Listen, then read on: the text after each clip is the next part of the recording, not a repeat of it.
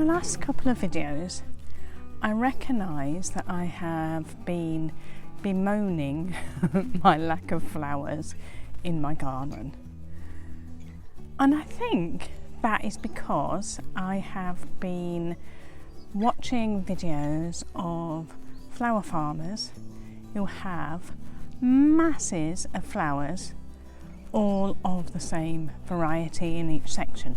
So when you look at how many snapdragons they've got, how many scabiosas, how many cosmos, etc., it's all just a big patch and it looks so exuberant and bountiful. And there I am with just a few plants. And so I've been thinking, I've not been doing well. I was thinking, I failed this year really with the gardening, nothing's come to plan. Until I recognised A, that I have been jealous of the flower farmers, and B, I saw a flower leaning over the garden, this bronze fennel, that I know now needs to be cut, because if I leave it where it is, then my husband will bash it with the lawnmower anyway. And I just thought, you know what, I'm going to see what I can do with what I have got in the garden. I need to produce a arrangement for my mum because it's her birthday, and so I am going to see what I can pick out. And to do that, I am going to challenge myself to a 30 stem challenge. And that might seem like a lot. It certainly seems like a lot when I look at the cutting patch and think, not much to pick here. But actually, if you break that down into 3 different types of flower, 10 stems each, you could have it as 6 different flowers or foliage or whatever at 5 stems each, or so on, or vice versa. What I'm going to do is have 10 different things with 3 stems each, and therefore it doesn't matter that I haven't got masses of flowers. I should be able to go through the garden and pick 3 stems that I can use. So if you're willing to give this a try, then come along with me as I go through the garden and see what I can pick. The first one will be this bronze fennel.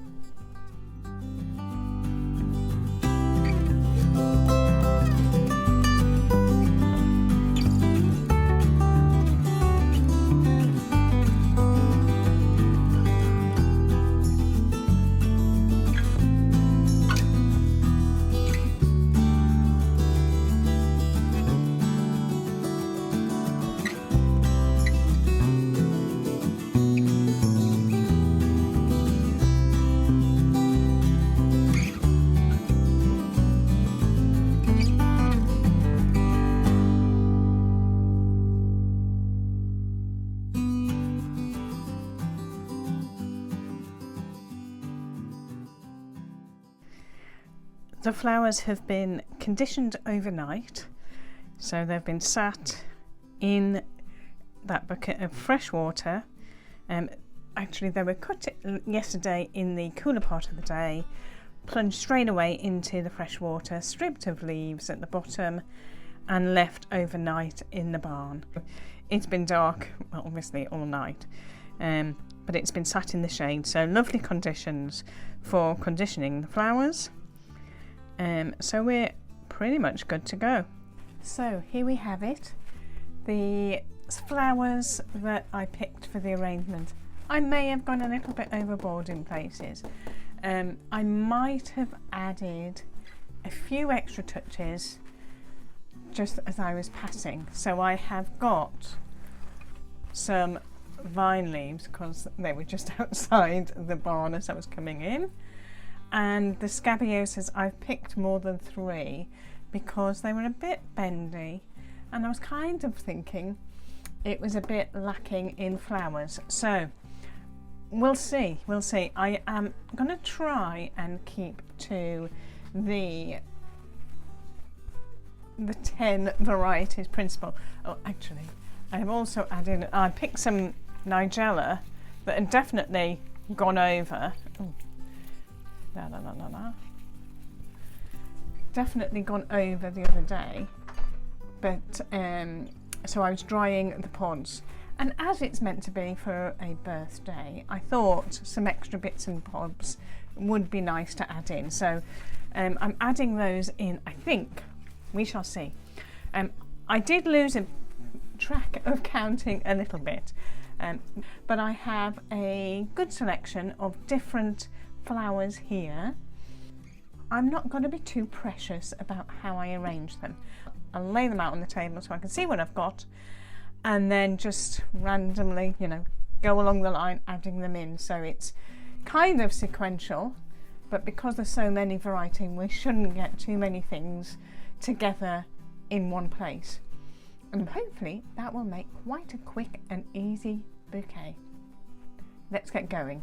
So I've laid everything out, and it turns out I have 14 different varieties of stuff here. There may be slightly more than 10, but not much more. So let's get cracking on making this arrangement. Okay, I am going to start with the biggest thing that we've got here. So the Montbretia.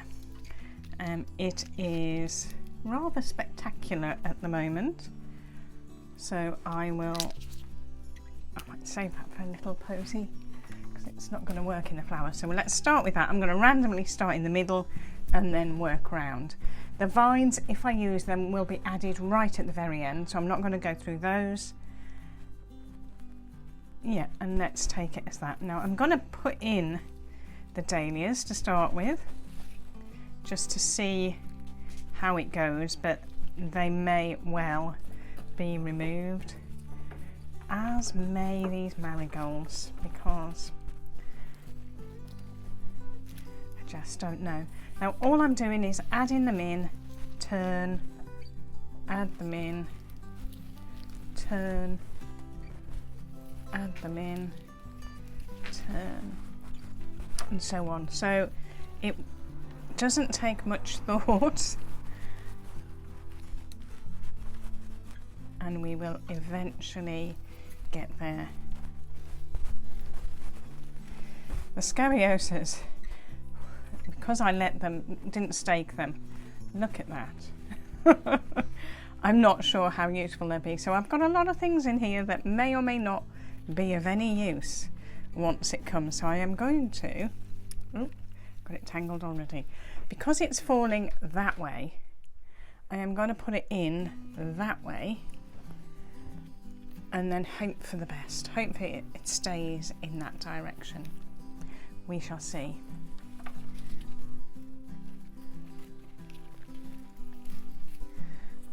Same with this is why you stake.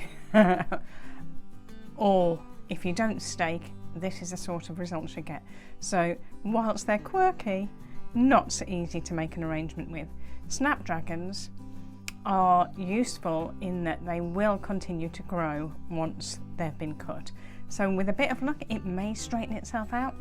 I think that's too far gone on that, but I'm going to do quirky with my mum.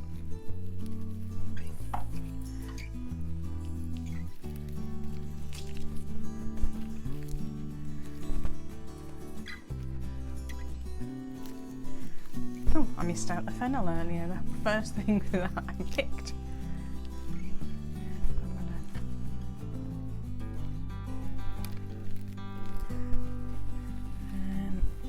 Now, as I say, keep turning. As you put more in, you'll be more specific about where you're putting things. But when you first start, you're just free to go wherever.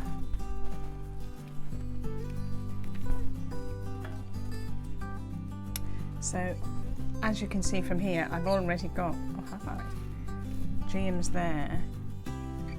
No, I think actually it is good timing to put that there.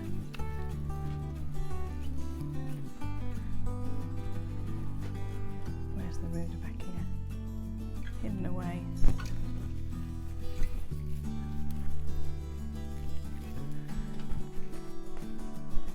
sometimes when the flower heads are quite delicate, so that would be one. It's not going to be that obvious, so I'm going to bundle a few together so you get a bit more of a statement at once. Same with the scabiosas, I've got enough to play with.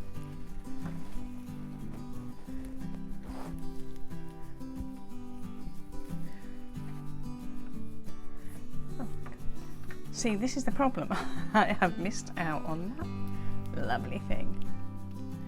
Maybe I don't need the... I am skipping through, I am not doing what I said I was going to do and just go from one to the other. I'm missing things. So hopefully we'll catch up. Let's get a better, that's a bit more straight.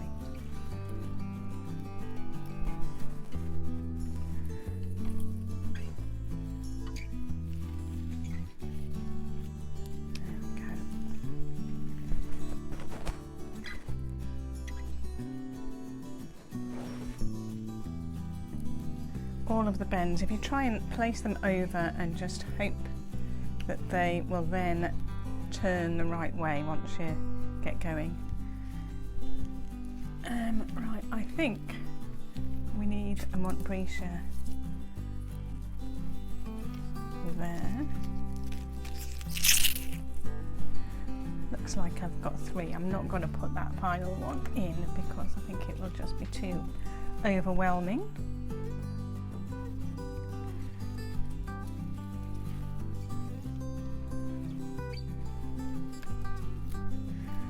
I picked this last night, this bronze fennel, and my hands were smelling of fennel for the rest of the night. I kept getting wafts. Now this might be too much. Again, I have got a big dangly amaranthus strand there, so I'm going to place it over. It may not stay there, but you never know. Final marigold. Got an extra, so that can go in there.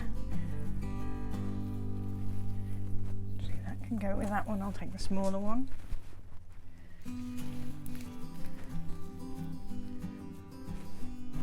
And coincidentally, it is. I'm going to put that there. It is working. Right, final gerbera. Not gerbera. Going.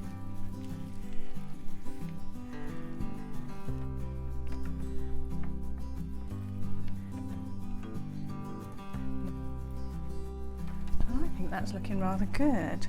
So let's just put the final few scabiosas in.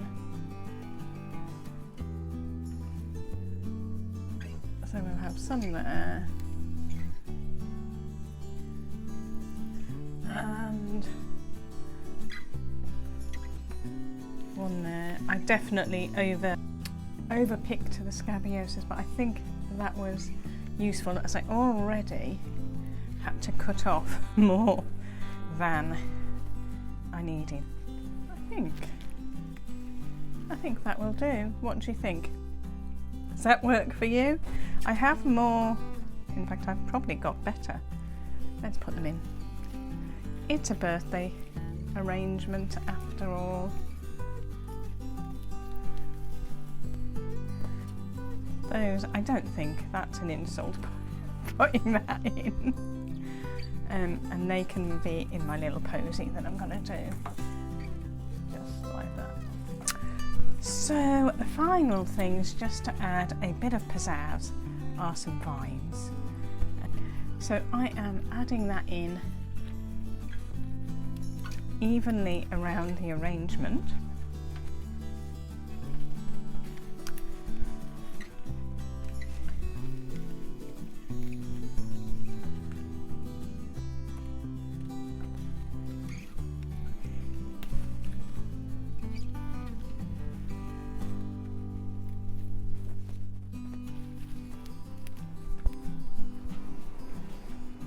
Just to do a final whoosh.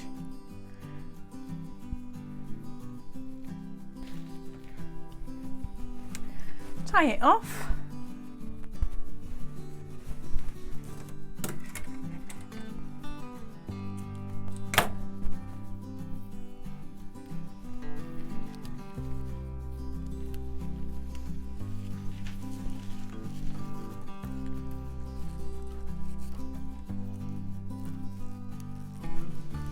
snip off the ends and hopefully we'll have something that will stand up by itself.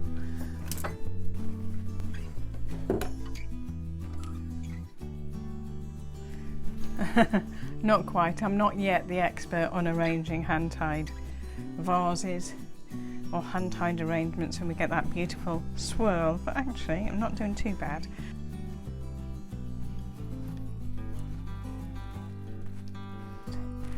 Once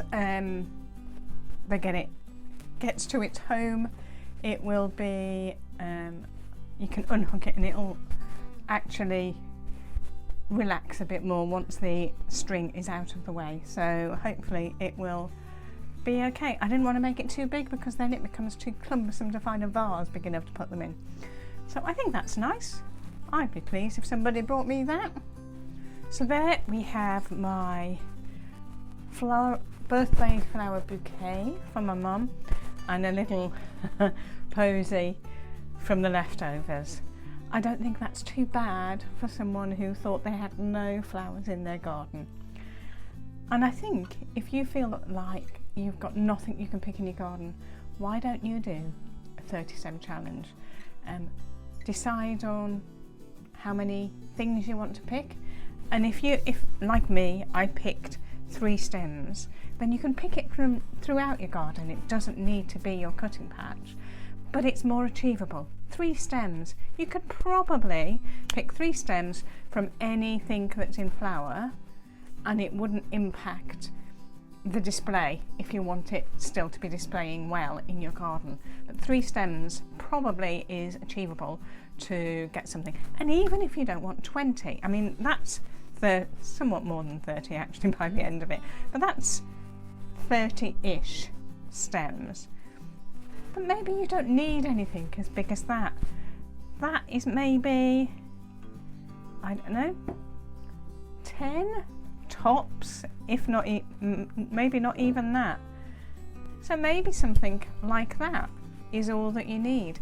But it might actually give you some sense of achievement that you've actually been able to pick something. So set yourself a challenge. Flower farmers grow so many flowers because they need to. They need to make many more arrangements than I do. I just needed to make 1.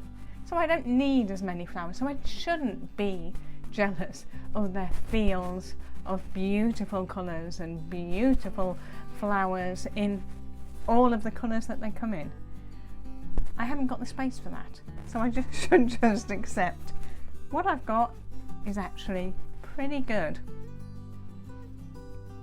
If you want to create something similar, then stay with me and watch some more videos.